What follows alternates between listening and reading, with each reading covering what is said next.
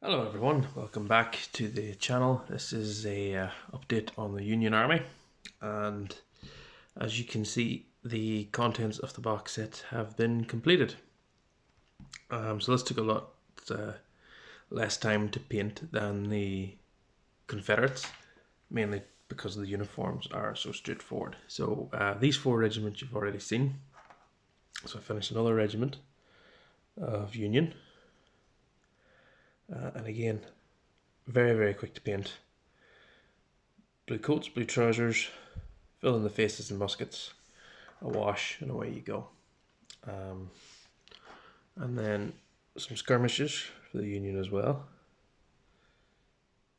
which turned out quite nice. I've noticed with epics, it's the basin really makes the models. So what I have got now is 6 regiments of infantry, 3 pieces of artillery, which I'll field probably just as batteries of 2 cannons, so 3 batteries of cannon, 3 regiments of horse, again just the same as the Confederates in that V formation, 3 small battalions or regiments of Zouaves with their flags. All the flags still need a little bit of tidying up around the trim, just haven't got around to doing that yet.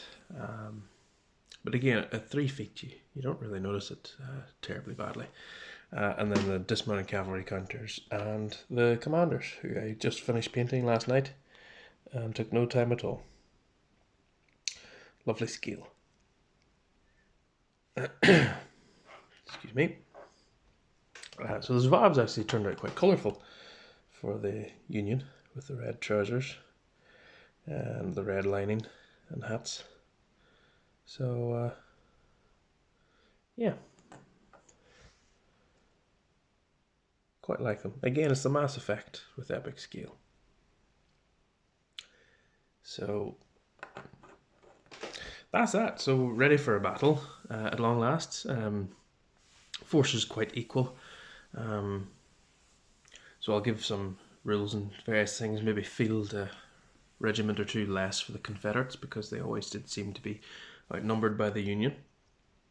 And then, as you can see in the background here, the next thing that I'm working on is some terrain, which these are trees that I picked up on eBay quite cheaply. So I'm just sticking them on bases. These are Warlord Games plastic bases. A little bit of filler to just make them connect a bit better.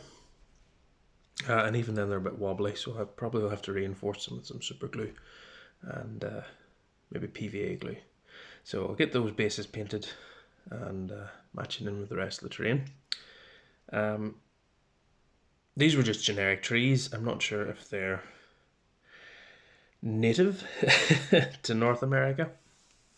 I'm sure someone who is very well versed in trees and vegetation will be telling me that some of these are wrong, but at the scale that they are, they look like trees. So I've got some smaller pieces, as you can see there, for scatter, some single trees which I might put in the built up areas, and then this one is what I've really been working on trying to get, is sort of large clumps of trees like this, and I don't even think this one is finished. I think I'm going to add some more trees to this one. But from what I read about the American Civil War is that there was a lot of trees, there's a lot of wooded areas. So I'm going to try and get as many trees as I possibly can to fill out the battlefield. And as you can see, like if I move all this aside for a second, a stand like this, you know, it's quite large at this scale. So, you know, it works quite well. So I would like to have the battlefield sort of littered with big stands of trees like this to sort of encapsulate that part of history. So, yeah.